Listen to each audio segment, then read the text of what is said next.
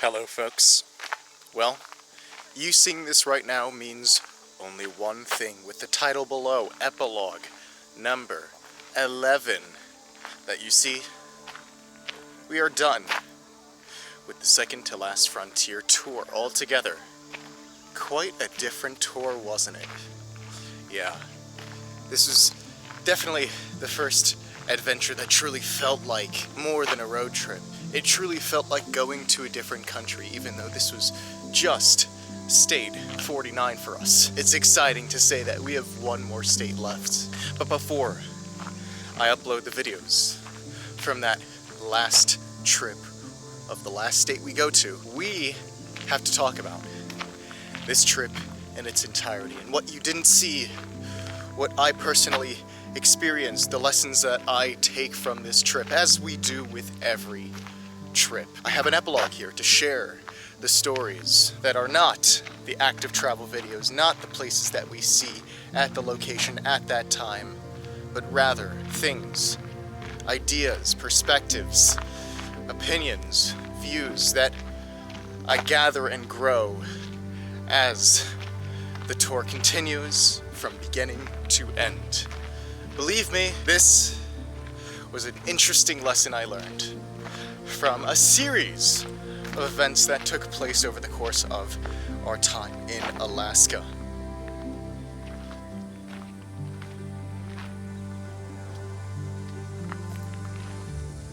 Now this trip was much shorter than previous tours we have gone on here on the Coverage Project. It sort of takes us back to the times when the tours that we originally had beginning our travels through the 50 states were only just a handful of locations. A trip to Alaska costs a lot of money.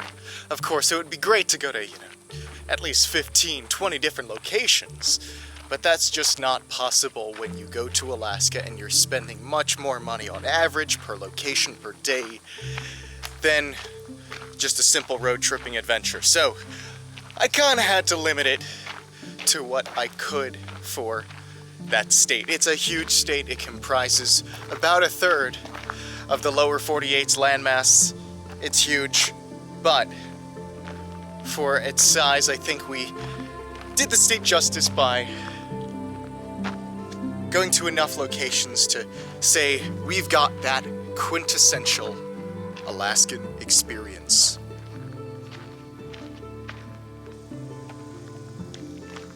So yeah, for those of you who have no idea why I am just walking in a place that doesn't exactly look like Alaska, this is not the great last frontier state, no.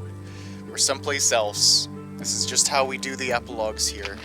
If you're confused at all about what the purpose of this is the epilogue. This is the great culmination of all a trip's adventures into one package wrapped up like a gift.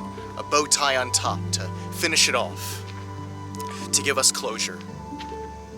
And I think it's important that, being the person I am, I don't just treat these trips like a vacation. I treat these like an adventure with lessons to be learned, and this is where I personally get my own closure. So yes, welcome, one and all, new and old, to Epilogue number 11, covering the great second to last frontier. Given the short duration of these travels in Alaska, I recommend don't just watch a few, watch all of them in succession, in order, to get a great understanding, as much as you can, as an ordinary viewer, maybe a long-time viewer, maybe a big fan of the Coverage Project by now,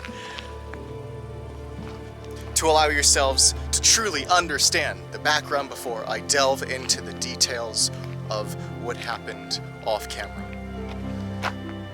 Spoilers ahead, if this is the first piece of content on the Coverage Project you've seen that pertains to Alaska, watch out. Watch the whole trip in its entirety. Only 6, 7, 8 videos, I think. Much shorter than the average Coverage Project tour. So you'll be able to digest all of that in one go. Or a couple goes if that's your thing. Yes. So with that being said, I welcome you all to Epilogue number 11, covering the second to last frontier tour.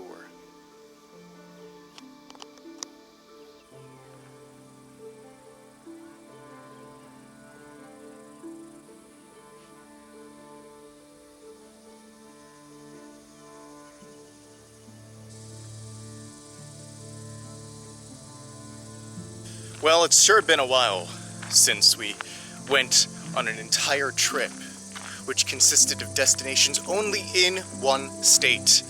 Not since maybe early 2021. But that's only good for those of you who need a refresher, need a recap, because then it's very easy. We were just in Alaska. I managed to fly from where I am in the Northeast all the way to Anchorage, and I spent a couple days in Anchorage off camera before finally showing you the wonder of Alaska's largest city. A great city which isn't really representative of true Alaskan culture, but it's a great stepping point, a first entryway into the last frontier. Then we went down by bus to Seward on the Alaskan coast, home of the Kenai Fjords. We started to make our next point of the journey by train, the Great Alaska Railroad. And that was something. That was really something. Instead of traveling by car, we would take the great locomotive for a change. Yeah. And that was the prime mover for the rest of the journey. I took a time just on that first morning when everything was fresh in my mind. I had all these thoughts about what it was like to ride on the Alaskan Railroad, to share you all a bit about life, well, not life, you know, the few hours journey you might have on the Alaska Railroad. Truly, Alaska's greatest transportation feat. And as we got off the train, we entered the forests, the true, dense, woodland boreal forests of Alaska's south central region. Our first stop, Talkeetna, a small little town that benefits from Alaska's booming tourist industry. And I guess you could say the body of the little town would represent your average Alaskan village. That is, if you discount the gigantic amount of tourism and tourism catered industries there. I mean, it's a fair bet to say this is kind of like what the archetypical Alaskan forest town would be. Then we traveled up to Denali National Park.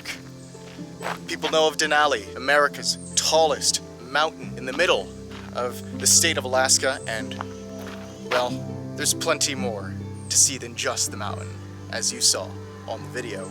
And finally, to close out the entire trip, we went to Fairbanks, the golden heart of Alaska, a historic town, and also the northernmost point that we have ever gone to on the coverage project. We already broke the coverage project record of highest northern point right when we arrived in Anchorage, but we truly broke it time and time and time again as we kept going, trending north. And Fairbanks was that end northern terminus. We got to see the midnight sun. Sadly, the northern lights were up there, but weren't visible at the time. You pick your poisons, or maybe you figure out what's the best thing to see on a given month or a given part of the year. You just gotta do that with Alaska. And that's it. That was our second to last frontier. Our venture into Alaska, the 49th state. It is a trip that I will remember for many reasons, not just because it was cool to visit Alaska, an extraordinary state, but also for the lesson that I learned on this trip. Every trip that we go on, every tour that we set out to complete and accomplish, it's not just our goal to have fun and to explore the culture, but it's also my personal goal to find a lesson to learn, something to take with me outside of the trip forever and ever. Yeah, this was definitely one of the lessons that I realized, okay, this is probably the lesson I'm going to be learning early on towards the trip. But the reasons why I think it's the prime lesson to be learned and taken with me didn't just end at the first stages of this trip. It lasted pretty much the entirety of my time in Alaska. Which is good, because now I can give many examples and many justifications and many stories to share with you all. So what might that lesson be? I can only withhold it from you guys for so long before I'm eagerly spitting it out. So, the lesson that I learned from this great tour through Alaska is We will never be invincible, so it's best to be mindful of your body. Yeah. It's definitely an obvious lesson. We all are taught, be careful, be healthy. But I think us youngins, me in particular, like to think that we're invincible, that we can scale mountains, we can walk for miles and miles, we can bear the conditions of this unforgiving, relentless world. But there are some times when you really have to be mindful of the potential damage that you could be doing on your body, or just to give your body a break because it's already gone through enough wear and tear recently and it needs a time to rest. Like, I know I'm still a spry young chicken, I still got that pep in my step, but there are times when even I, someone who's been to 49 states now, needs to take a back seat and let my body just do its magical work to heal. Because we're not invincible, and sometimes you really feel that. You really realize that and experience that on these travels. So allow me not to delay. We've got a big story to cover.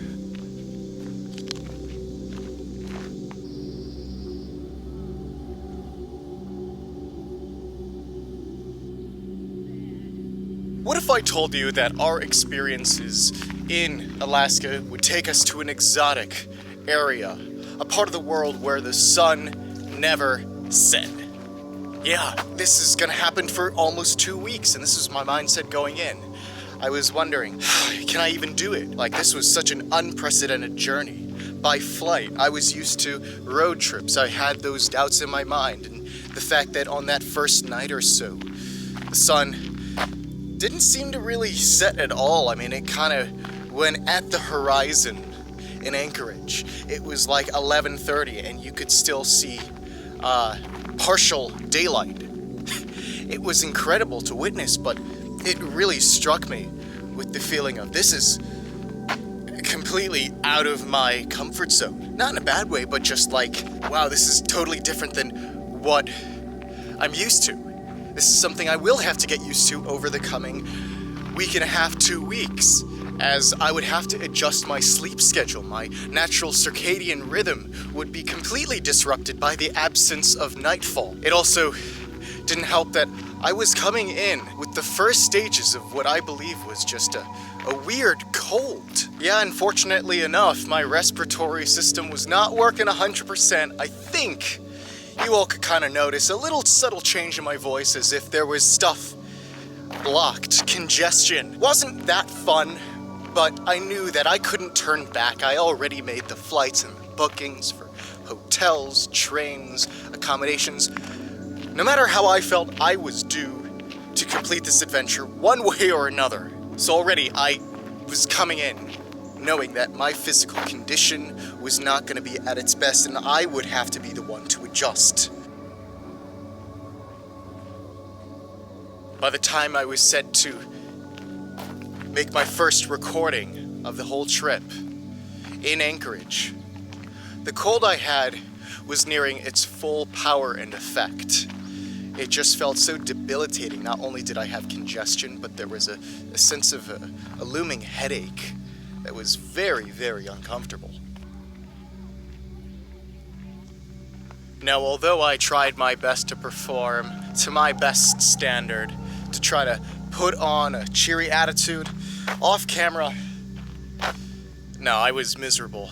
There were times when I was in Anchorage, I just felt like doing nothing but lying in bed at that hotel, because I just had this tremendous headache, bad congestion. It just felt awful. One thing that did help was not medication, wasn't popping an Advil or a Tylenol or a NyQuil or whatever people use nowadays. People are just pill poppers with medication. It's a sad thing. It's a sad ordeal to talk about, but I knew I did not want to just take a pill or just resign to that hotel room.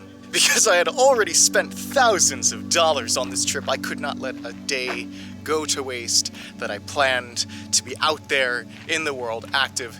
So I just forced myself to get out of bed get onto the streets, walk in the crisp air, nice mild temperatures. Fresh air was definitely important. Another thing that's on your side when you do feel sick is exercise. So while walking around for, I don't know how many miles I did that day, I got the necessary exercise to at least feel a degree or two better.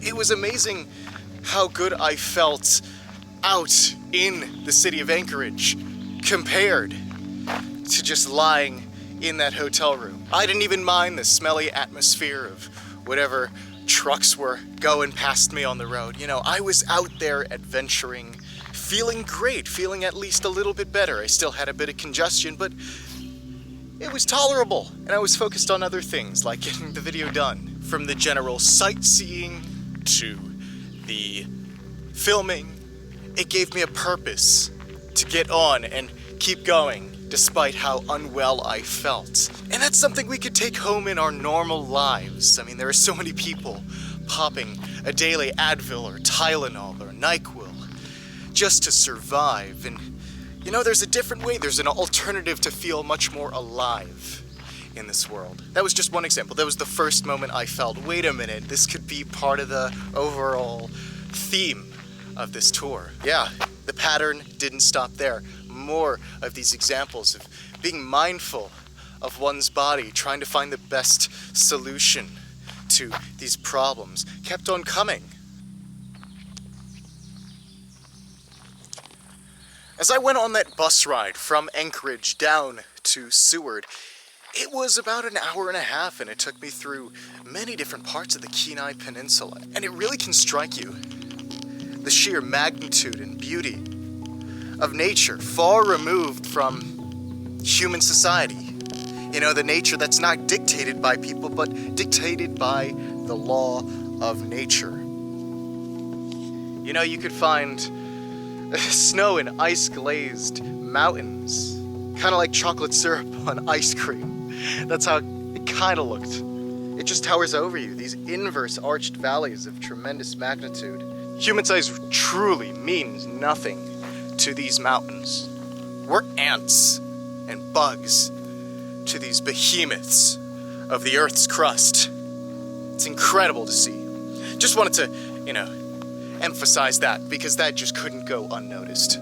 So I get off the bus and I head towards the ticket center. I get my ticket in hand for the adventurous tour boat ride through what would be the Kenai Fjords. Wasn't the complete trip. The waves were pretty strong. More on that in a minute. But it was a great adventure.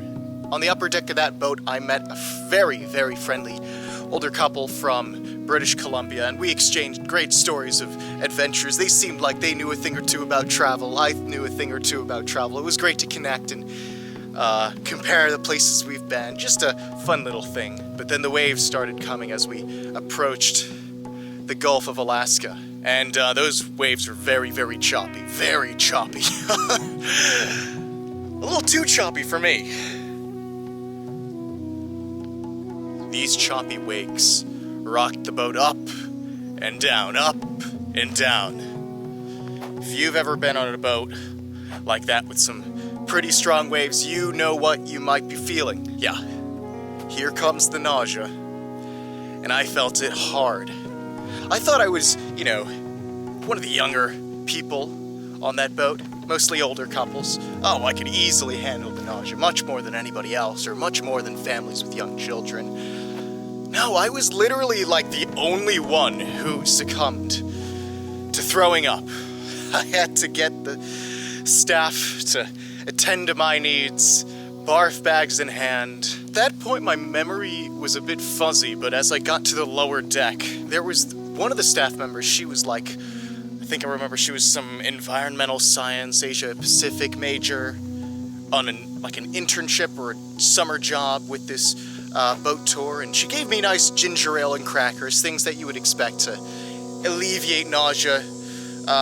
Not really, it didn't help, but what I do remember is the sudden urge to use the bathroom. And trust me, this was probably one of the most difficult uses of the bathroom I've ever had to encounter in my life.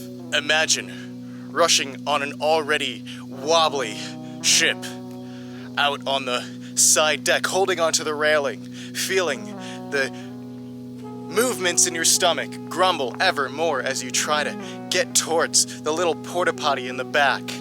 And when you sit down, the boat is rocking you up and down, side to side. You're having to hold onto the walls like you're holding on for dear life.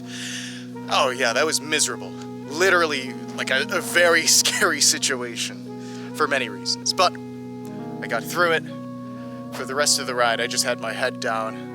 I refused the complimentary cookies, threw up a few more times. All in the name of adventure, right?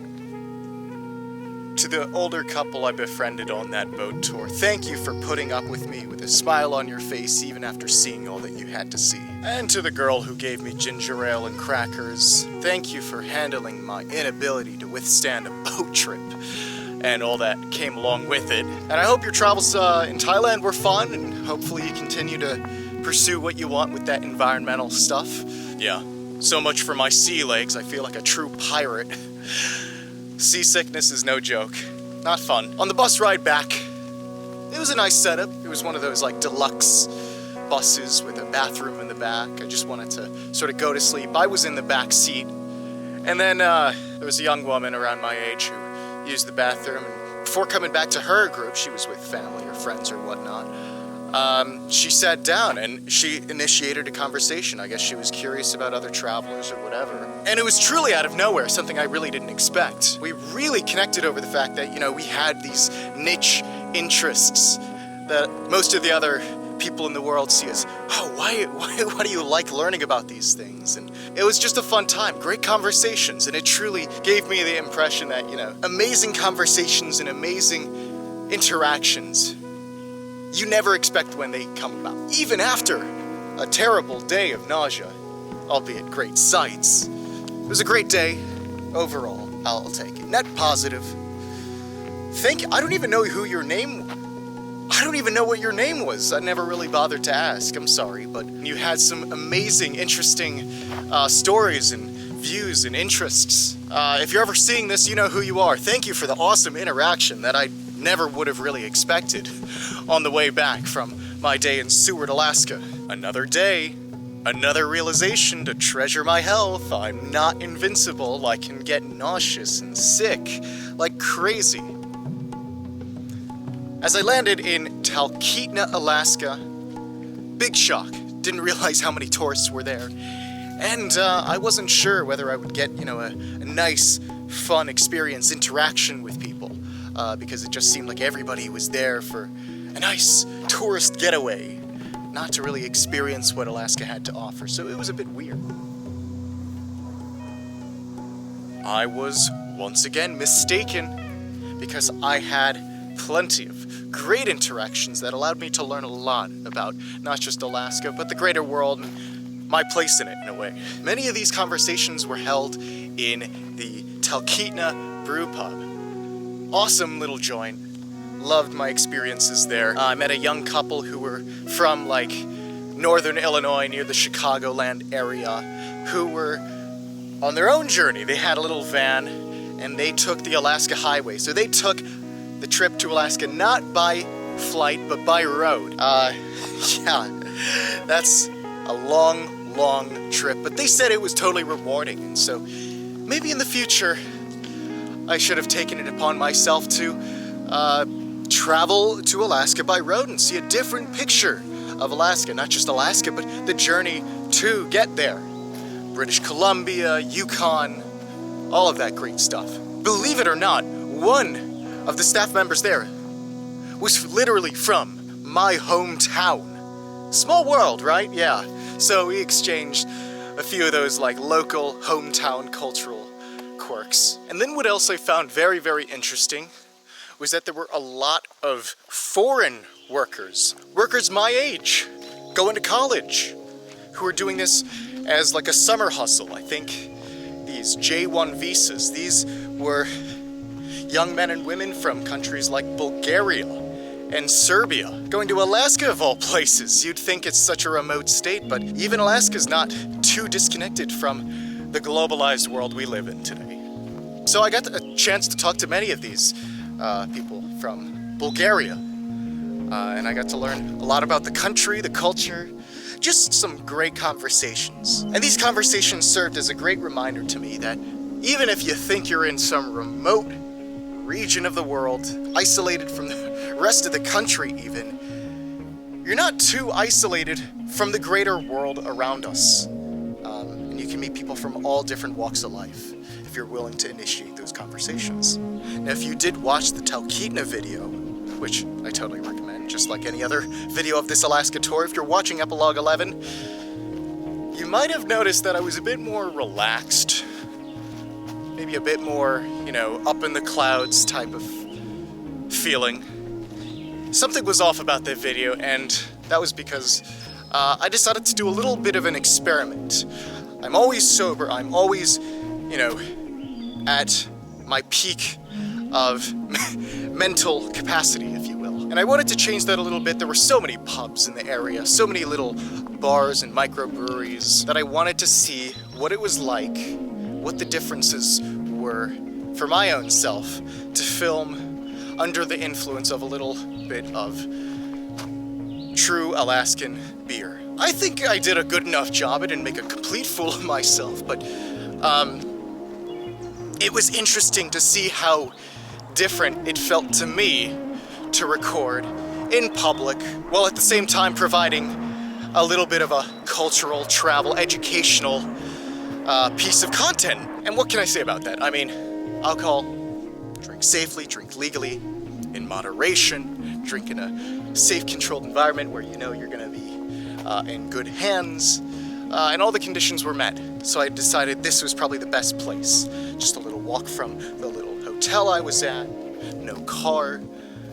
Yeah, so this was the perfect place, and I think it really made me feel a little less self-conscious, a little less anxious to film when everybody else was, but at the same time, I don't think I was at that peak of mental capacity, like I said. It was a little harder to stay focused, or it was a little harder to provide the acute insight that I would normally want to while sober. But hey, if there was any trip, any tour to experiment like this, it would be the second to last frontier. I was already kind of outside of the norm for a trip with regard to how I felt physically. Why not voluntarily experiment that? And I was kind of on the tail end of the cold anyway. Take a look at this. This is a great body of water. And every time I come to a point where I see a great view, I have to show you all. This is just some phenomenal water. Clear as ever. Looks very turquoise, even green at some parts. Also, be extremely careful. Or don't. It's up to you guys. But when you go to Alaska and you come to that south central region, be mindful of the mosquitoes and the flying critters around you. This is probably one of the worst places to avoid bug bites, because you will get them, certainly. There's no question. If you go to Talkeetna, you will get bug bites. I got so many that by the time I looked at my arm on the next train from Talkeetna to Denali, I had enough bug bites on my leg, actually, I don't think it was my arm, enough bug bites on my leg to sort of match the Alaskan flag. How about that? Just funny, I had to take a photo of that because that just reminded me of, you know, where I am. I was in Alaska, I'm matching with my leg.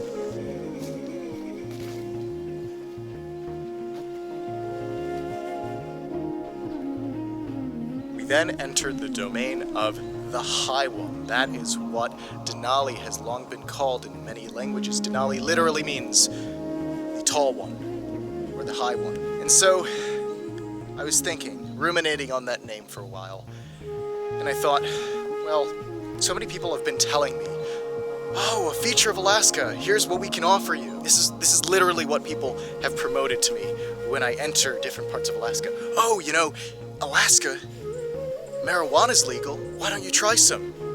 And for a long time I was like, probably not. It's just not who I am, it's not a part of me. My identity doesn't revolve around that, I don't practice that. I don't even condone it, really. People could do what they want. If it's decriminalized, so be it. If people need it for various medicinal purposes, so be it.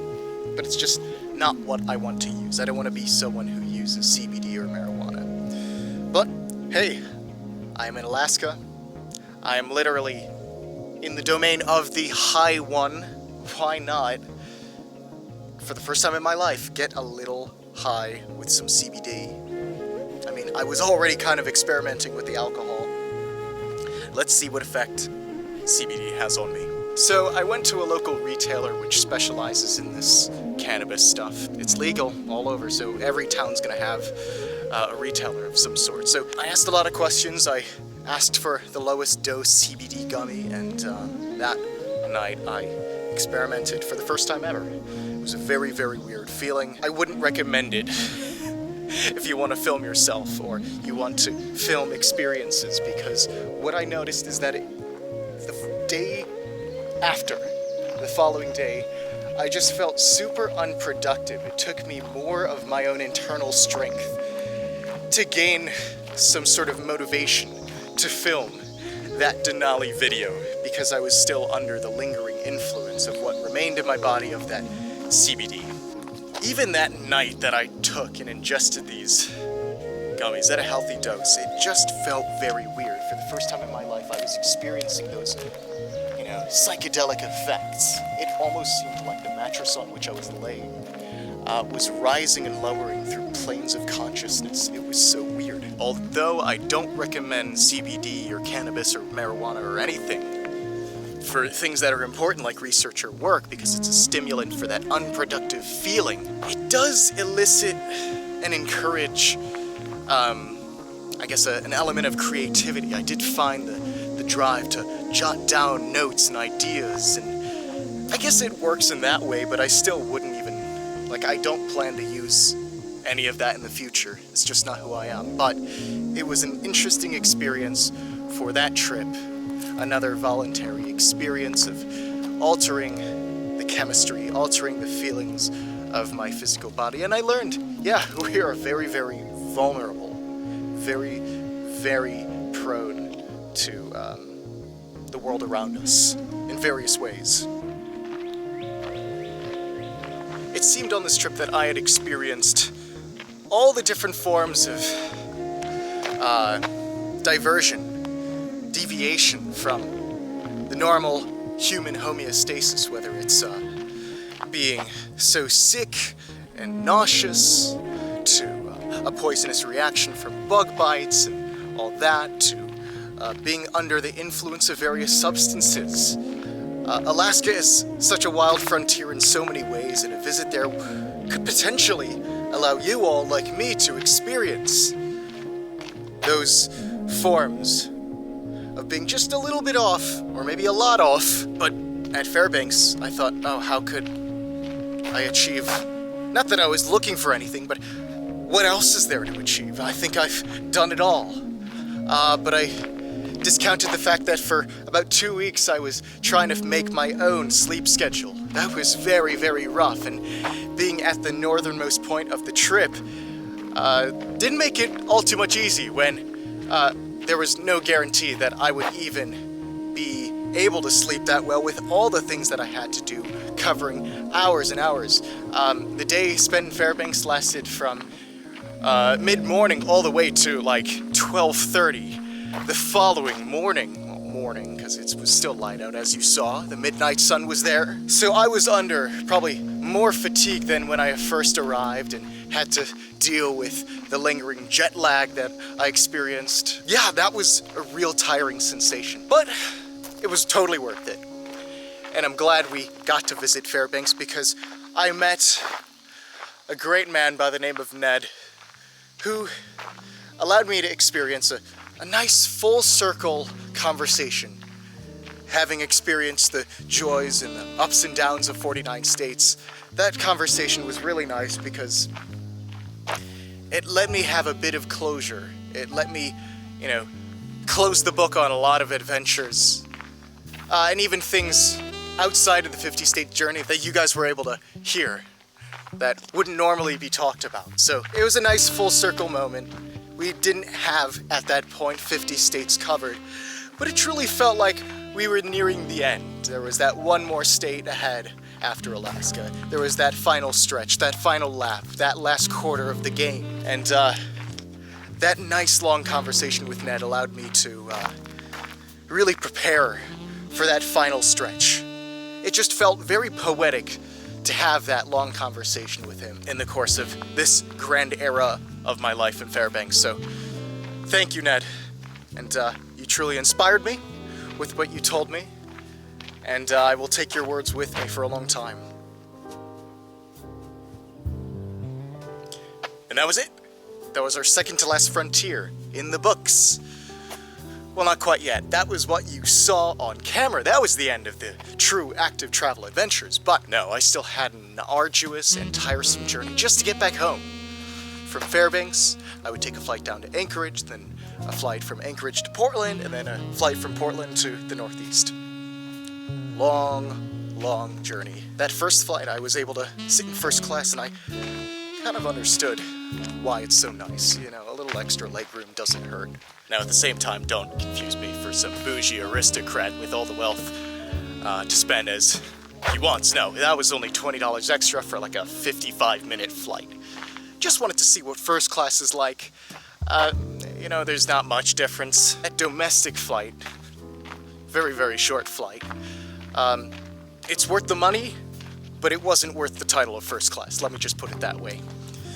Additionally, 15 minutes in, I saw the Alaska Range. That took me 4 hours to get from Denali, centerpiece, crown jewel of the Alaskan Range, all the way up to Fairbanks, and it really gave me some perspective on different modes of transportation and, you know, how big the world is, but how accessible it is now compared to maybe 100 years ago. 4-hour train journey takes 15 minutes by flight. You really get that big picture illustration in your mind of how interesting the world just is in our modern age. So the entirety of the time spent either in airports or on an airplane mid-flight, around 36 hours non-stop of going through red-eye flights through the middle of the night or having extremely long 8-9 hour layovers.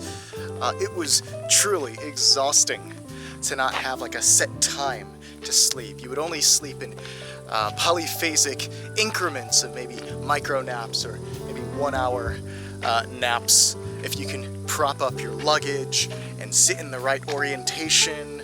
It's very tricky to manage to get enough sleep hours, but I managed to do it, and it was an interesting end to an interesting trip. Given that this is the first trip that, including flights and hotel and accommodations, is seen as a normal vacation, this is the first trip of which I did completely on my own, and I think I proved that you don't need to have your own travel agent, you can be your own travel agent.